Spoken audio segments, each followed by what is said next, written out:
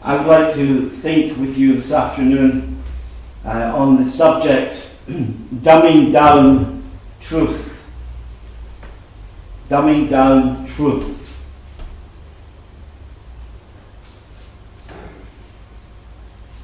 The 10 words, also known as the 10 Commandments, are not the Torah. They are the testimony of it. They encapsulate the Torah's principles and teachings. They are the summary of what the Torah is about. But the Torah, they are not. Yet that is what has been taught to many people in our world.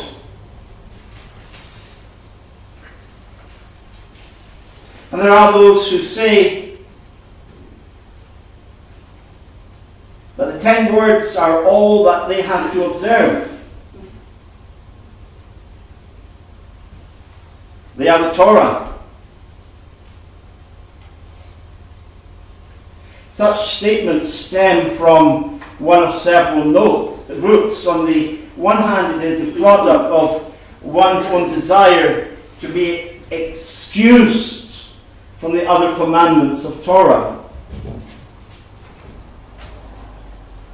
If only what is contained in 10 words constitutes the covenant,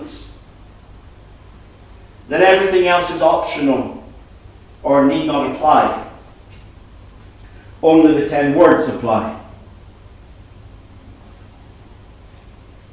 So, Brit Milah, we are told, does not apply to everyone.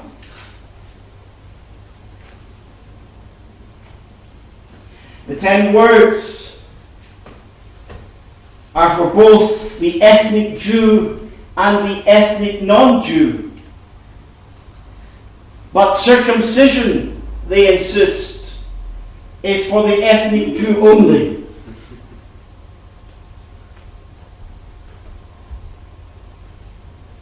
Sometimes statements like this are simply the product of bad teaching or a corrupt system of theology.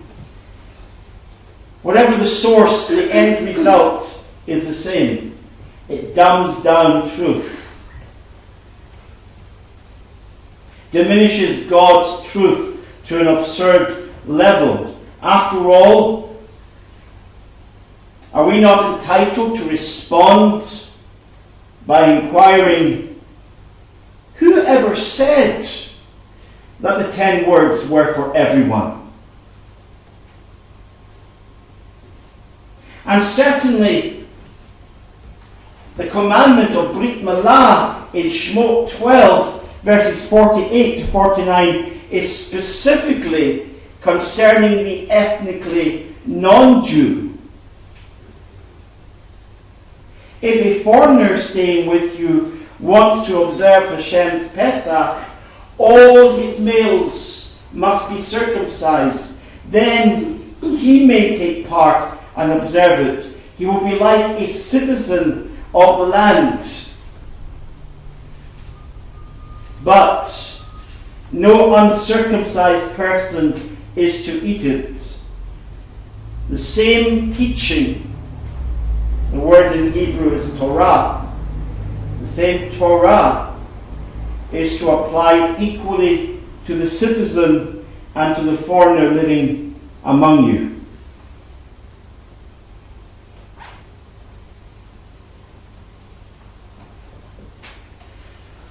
The truth is that the Torah, which is restated and expounded in this book of Devarim, was given only to Israel, those who are called to the God of Israel, who are called also to his people, both ethnically Jewish and non-ethnically Jewish people who gather to him. That is the incontrovertible fact. In the Tanakh, Kalev, Rachev, Ruth, the multitude in Acts chapter 2, which comprised both ethnic Jews and converted Jews, testify to this fact, that the God of Israel has only one people.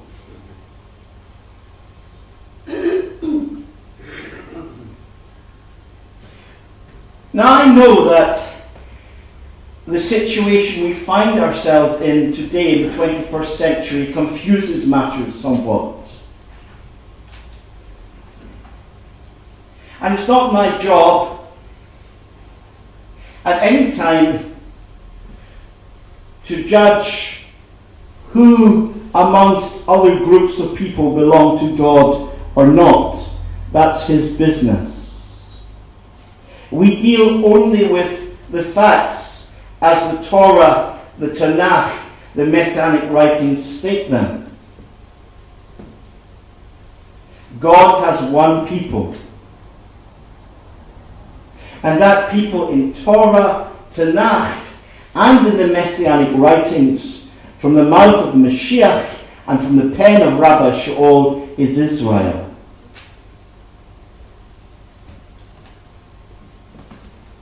In the first century, there were only Jews and pagans.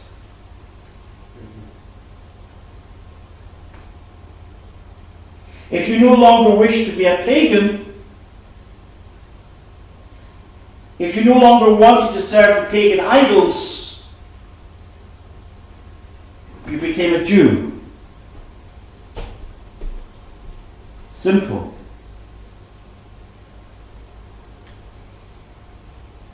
Becoming a Jew is not a rejection of one's former ethnic identity.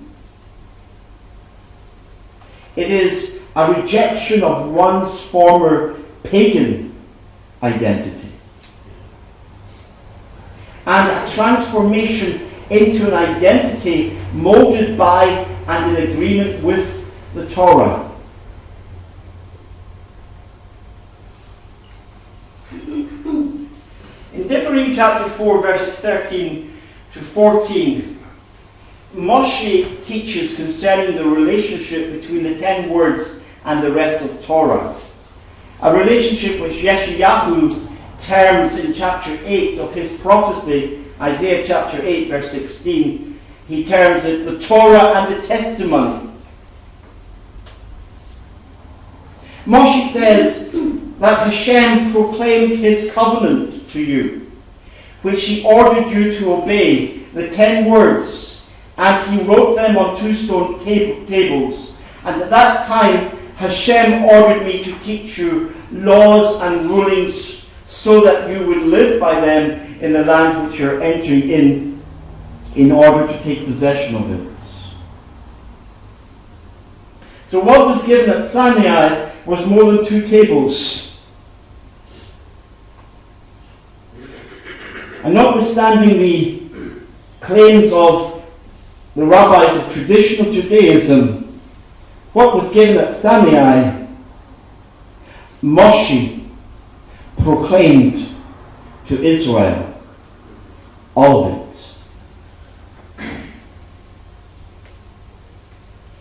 it. It sounds as if Hashem is saying that the 10 words are the beginning and there is more to attain to.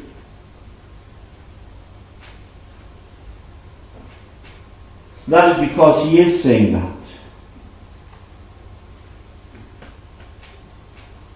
We are used to hearing a theology in which personal salvation is the be-all and end-all of a godly existence. I say existence because if all that mattered was a personal experience of forgiveness, existence is all that would result. And the lives of those who teach and believe such doctrines prove this to be correct. They lure, cajole, plead, argue people into a profession of faith in God's saving power, and then leave them to get on with it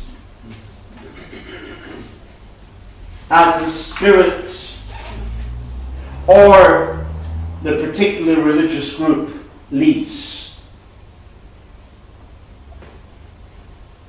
People are surprised that exercising trust in the Mashiach's atonement is only the beginning of a journey into faithfulness which will lead us to eternity.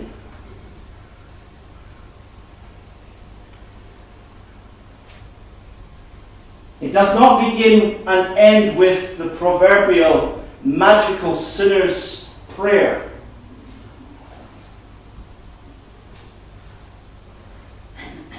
Rather, salvation is national.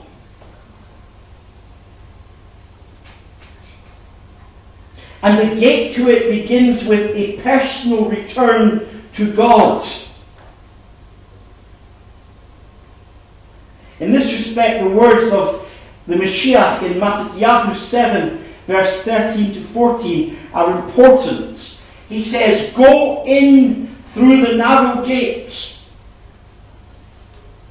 For the gate that leads to destruction is wide, and the road broad, and many travel it. But it is a narrow gate and a hard road that leads to life, and only few find it." Did you notice the import of the Mashiach's words? Something which has been lost in our generation, because entering the gate is not the end of the road. It is only its beginning.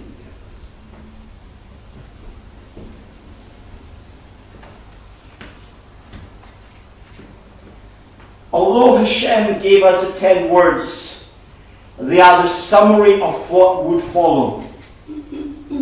They are but the testimony to what He gave through Moshe.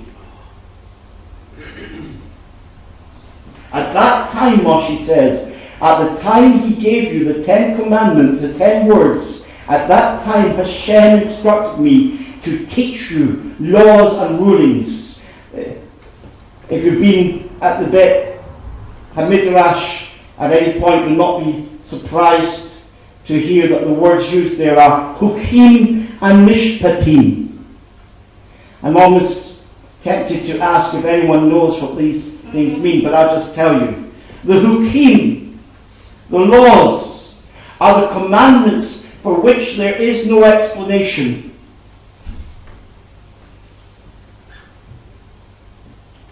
Do not plough your field with a mixture of oxen and other creatures, animals.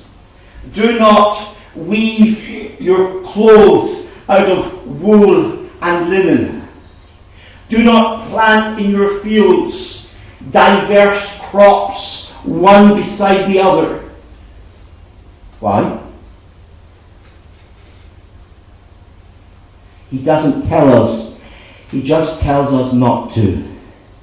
That's a hook. Those are the hukim. Commandments for which He doesn't explain anything.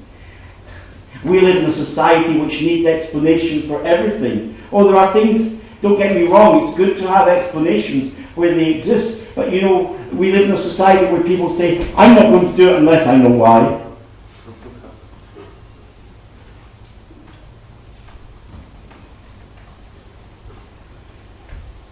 I'm not going to do that unless God explains why. God explains why. God explains why.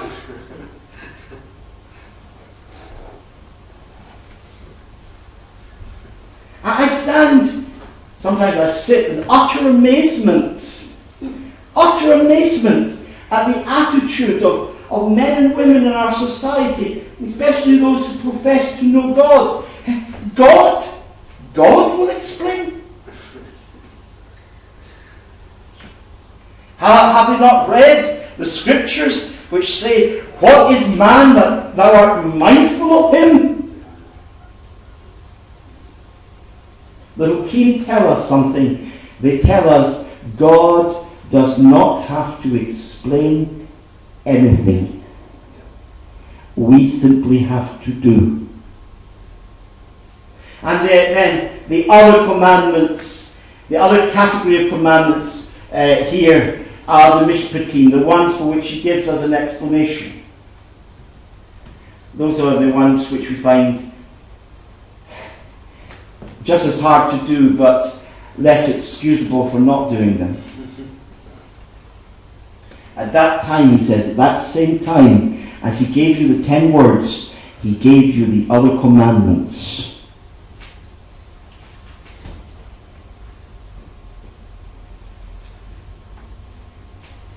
Without the mitzvot, the commandments, we are unable to know what pleases God and what pleases him are the commandments.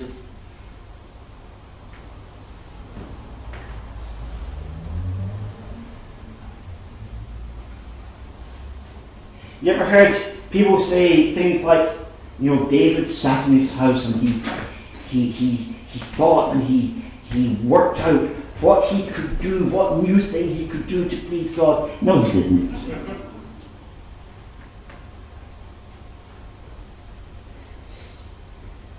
There are so many people sitting, working out what to do to please God. They've forgotten he's given us 613. When you've done the 613, then you maybe have time to figure out what else you could do. By that time the Mashiach will be here, and the new age will have begun, and he'll tell us.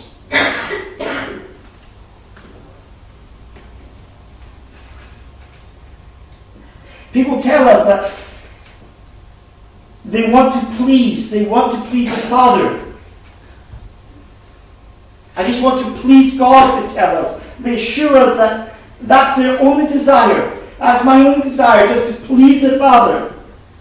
But when the Father has given us the means by which to please him, why do they bridle at doing the commandments?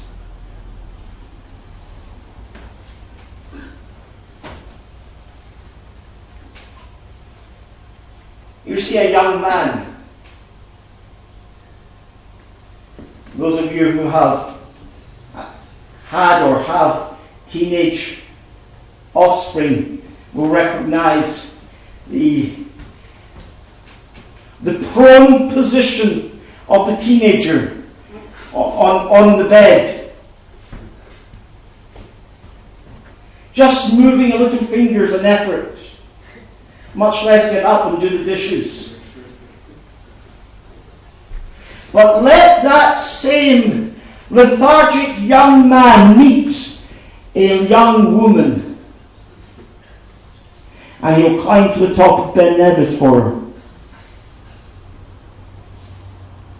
Rabbi Yochanan says, your commandments, his commandments, are not a burden.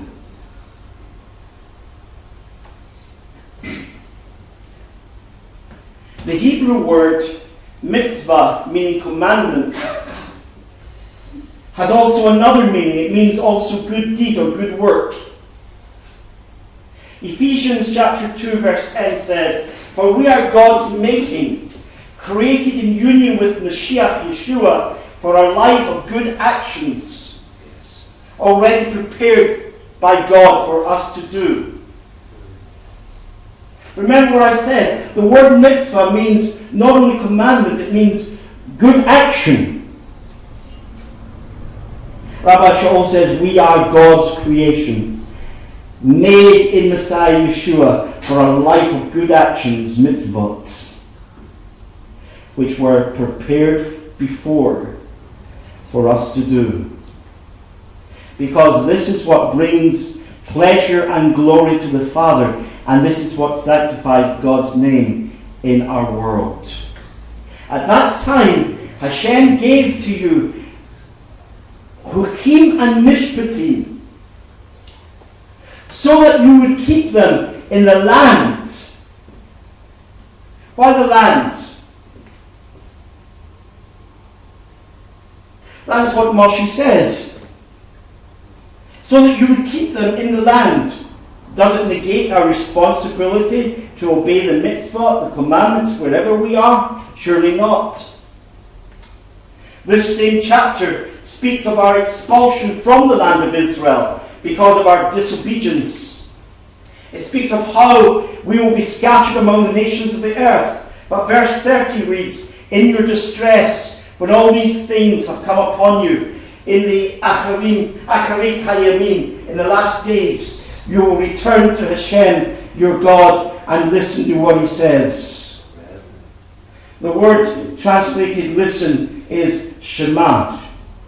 It has within it the thought of obedience. Grasp and cling on to what he says. So, in the land of our exile also, we are to obey the commandments. 2,000 years we've been in exile.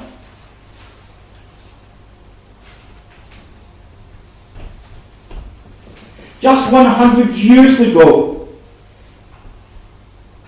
people were confident there would never be a national Jewish home again.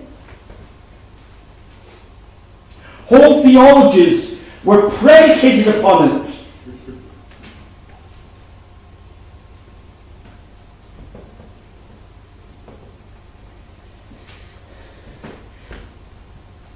But from the Yemen, and then from Russia, from Poland, from Germany, from South America, from the United States, from Iraq and Iran and North Africa, there started to be a stirring as thousands, millions of Jewish souls began to rise up and go home.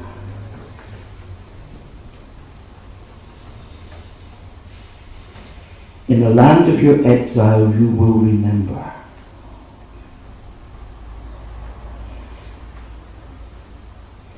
And we came home, and in May 1948 God did something amazing. He told the world, these are the acharit hayamim, the last days.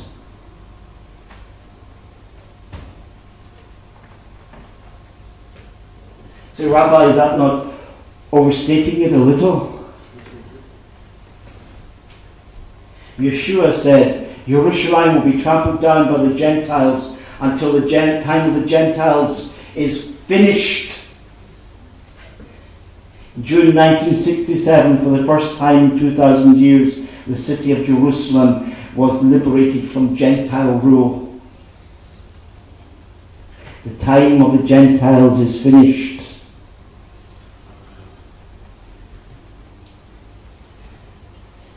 Moshe says, in the last days, in the lands of your exiles, in the last days, you will listen. We're living in the last days of our exile.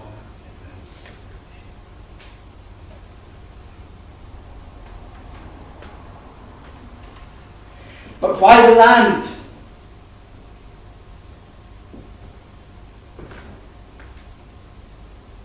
Because, brothers and sisters, it is only in the land of Israel that we can fully fulfill all the commandments.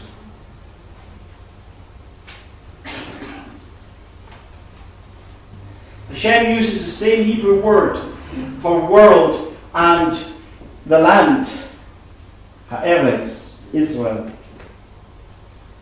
That is to say, for the earth as a planet and the land of Israel, ha'eretz. You may wonder why this is important. It is because the Torah commences its message by telling us that Hashem created the heavens and ha'eretz, the earth, and light and darkness. And when he looked at his creation, he saw that it was tov, good. The word tov contains several connotations, among which is loveliness. So when Hashem saw the creation, he loved it. Then the evil inclination entered humanity, and the creation was spoiled. This is made all the more important because of the location of the events recorded in Bereshit. Scholars tell us that Gan Eden was in Iraq. Now the question arises, why would Hashem place Gan Eden, the Garden of Eden, in a location which historically would become the centre of idol worship?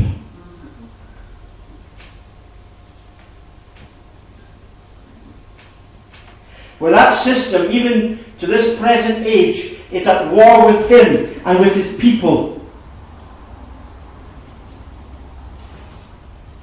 Bereshit chapter 28, verses 17 to 16. 17 says otherwise.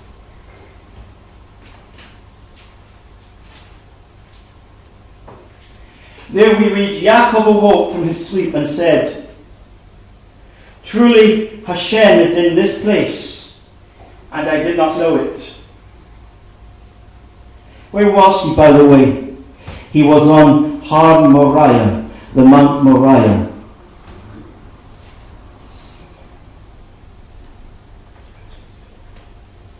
Remember, he was running from his brother Esav. He was going to his uncle Laban. Bereshit 28 says that he came upon the place. It wasn't just by chance. That's the way our English translations read, as though it were by chance. It wasn't by chance. He went there on purpose. He went to the place. The place where Melchizedek was priest to the Most High God.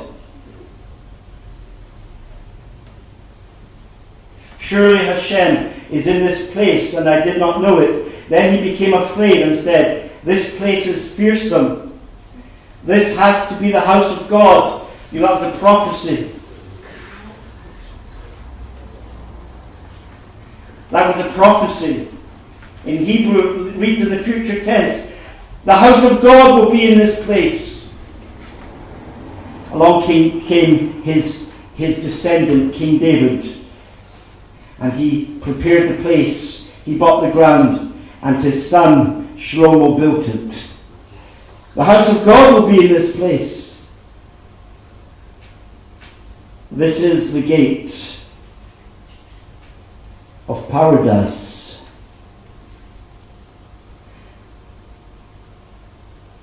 It's an idiomatic Hebraism for Gan Eden. This is the gate of Gan Eden. Well, I don't know about the scholars, but I'm siding with God.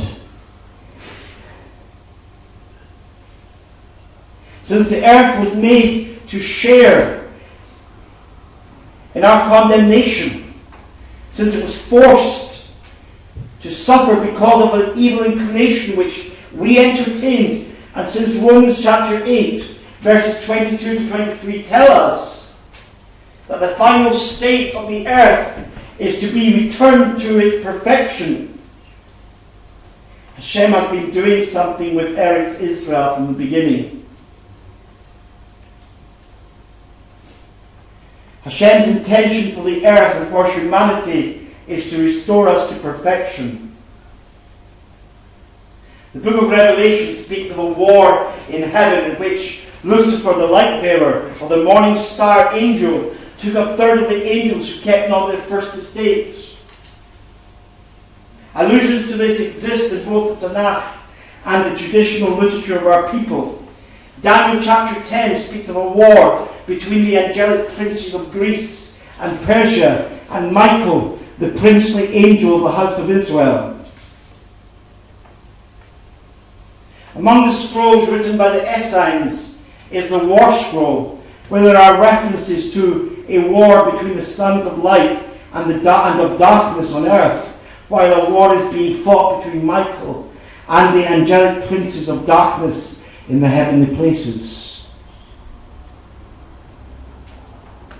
And also the so-called Melchizedek scroll, which names Melchizedek as leading the armies of heaven as opposed to Michael. The Jewish Encyclopedia says that before the first century of the Common Era, this was already a belief within Judaism, and it quotes the life of Adam and Eve and the book of Enoch in support. In Enoch chapter 29 verse 4 and 31 verse 4 we have an account similar to that in Yeshayahu, Isaiah 14, where Satan is identified as the morning star who rebelled against Hashem and was cast out of heaven.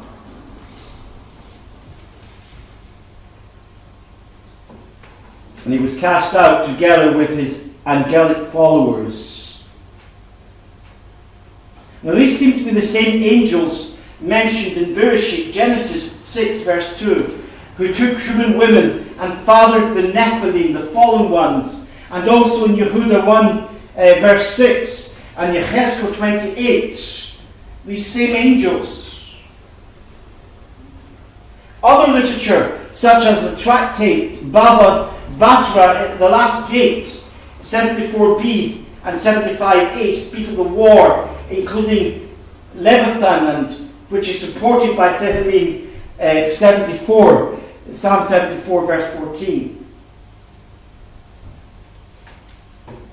Now, all of this was in the body of traditional Jewish literature before the first century,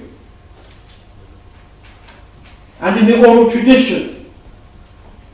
So when Rabbi Yochanan writes in Revelation, he is giving an accurate account of events already known in Jewish theology.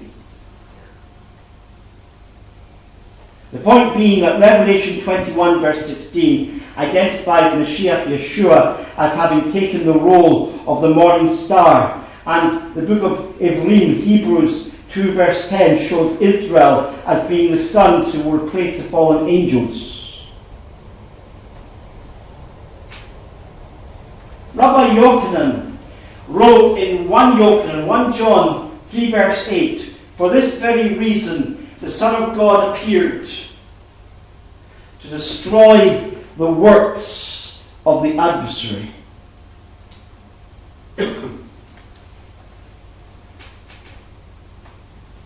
The Targum, which was read mainly by Greek-speaking Jews in the first century, it's a translation. Targum means translation.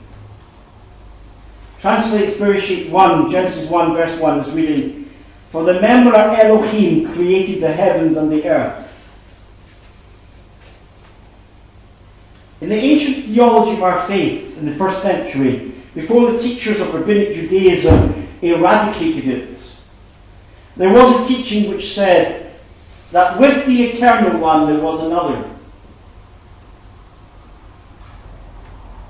A manifestation of God. The Memra.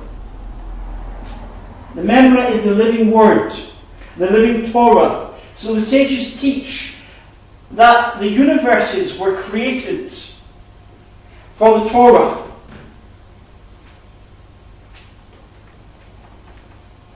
That is the reason Hashem called Abraham from the east, from Chaldea, ironically modern Iraq, to return to Eretz Israel.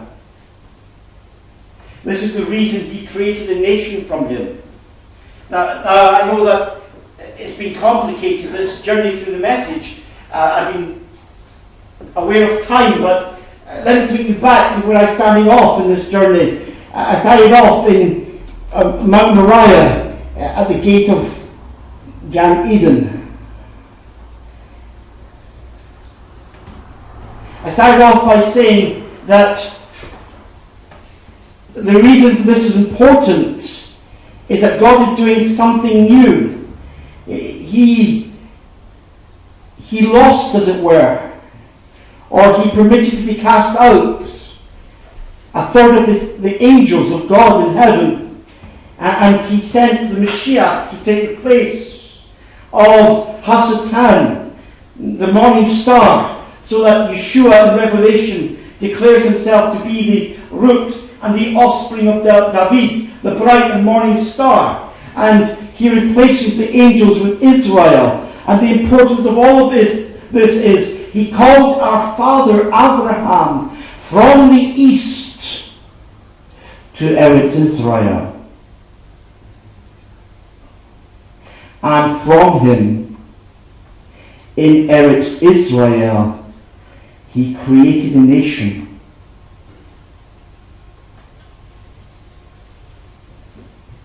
A nation which would call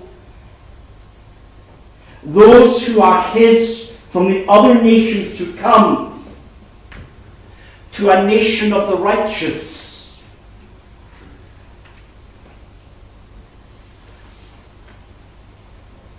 That is why the Mashiach made atonement.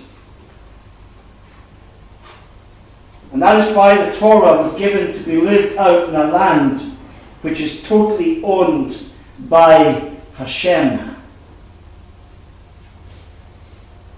Eretz Israel.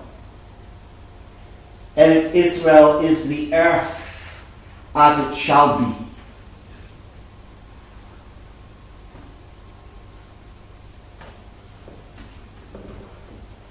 On this Shabbat of Nahum, the Shabbat of comfort, following Tisha B'Av, we celebrate the beautiful complexity of truth. That Hashem will restore all things to himself. The people, the land, the earth. This is the purpose of the Torah. Now let me just, in closing, make a little challenge to us. We are living in the end of days. Yeshua said, the generation which sees the fig tree blossom again won't die out before all of these things are so.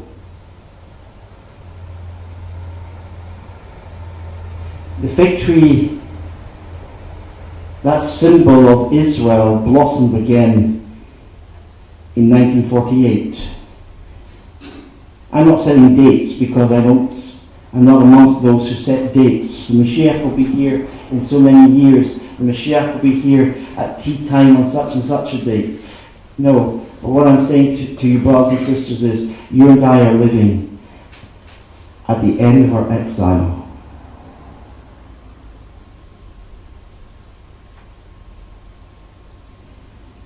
If we want to be the people that Hashem wants us to be,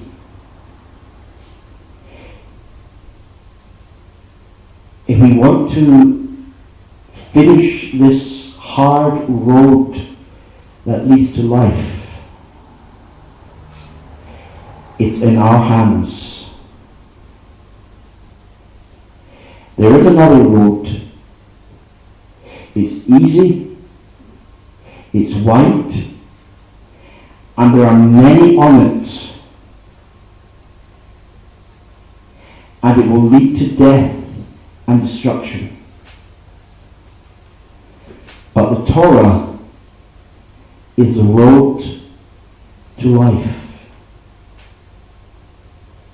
It begins with an encounter with the Mashiach of Israel, and it ends in eternity. You and I need not dumb down the truth, but live it. Just live it. B'Shem Yeshua. Amen.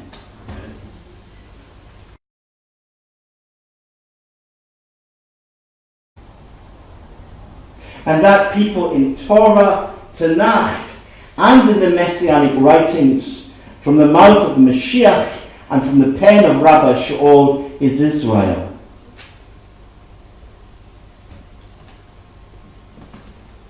In the first century, there were only Jews and pagans.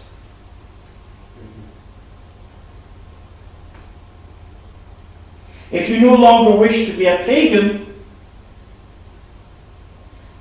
if you no longer wanted to serve the pagan idols, you became a Jew. Simple.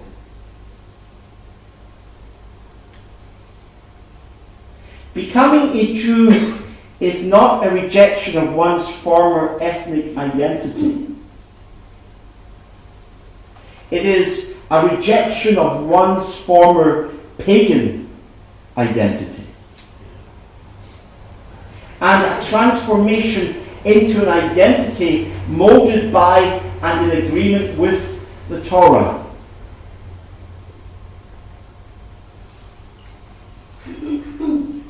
In Deuteronomy chapter 4, verses 13 to 14, Moshe teaches concerning the relationship between the 10 words and the rest of Torah. A relationship which Yeshayahu terms in chapter 8 of his, if only what is contained in 10 words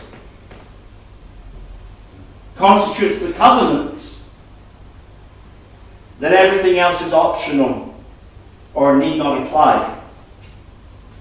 Only the 10 words apply. So, Brit Milah, we are told, does not apply to everyone.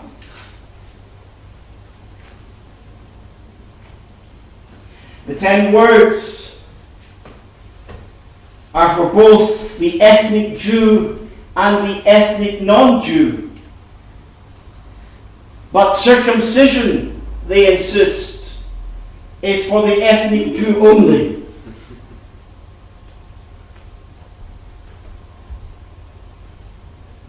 Sometimes statements like this are simply the product of bad teaching or a corrupt system of theology. Whatever the source, the end result is the same. It dumbs down truth. Diminishes God's truth to an absurd level. After all, are we not entitled to respond by inquiring, who ever said that the 10 words were for everyone? And I would like to think with you this afternoon on the subject dumbing down truth. Dumbing down truth.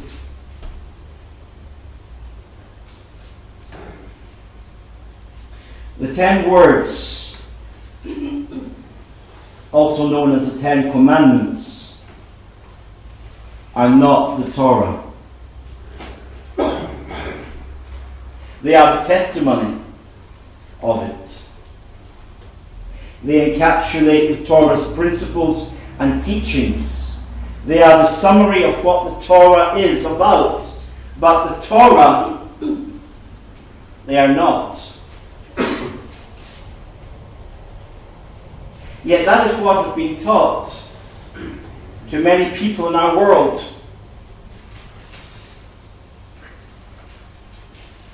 And there are those who say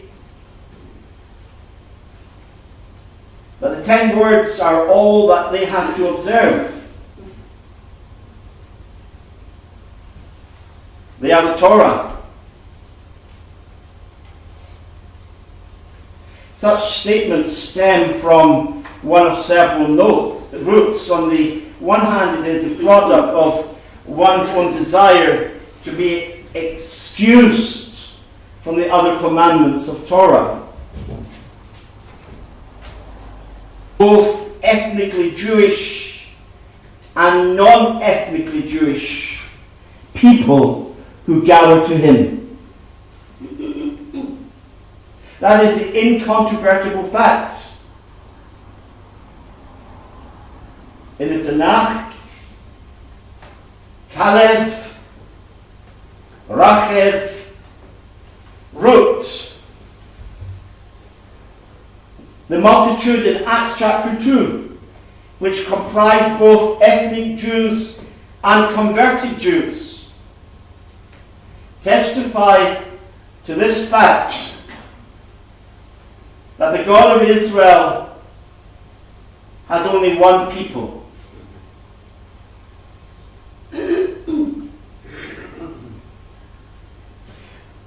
Now I know that the situation we find ourselves in today, in the 21st century, confuses matters somewhat. And it's not my job at any time to judge who amongst other groups of people belong to God or not. That's his business. We deal only with the facts as the Torah, the Tanakh, the Messianic writings state them. God has one people. And certainly, the commandment of Brit Milah in Shemot 12, verses 48 to 49, is specifically concerning the ethnically non-Jew. If a foreigner staying with you wants to observe Hashem's Pesach, all his males must be circumcised. Then he may take part and observe it. He will be like a citizen of the land. But no uncircumcised person is to eat it. The same teaching, the word in Hebrew is Torah. The same Torah is to apply equally to the citizen and to the foreigner living among you.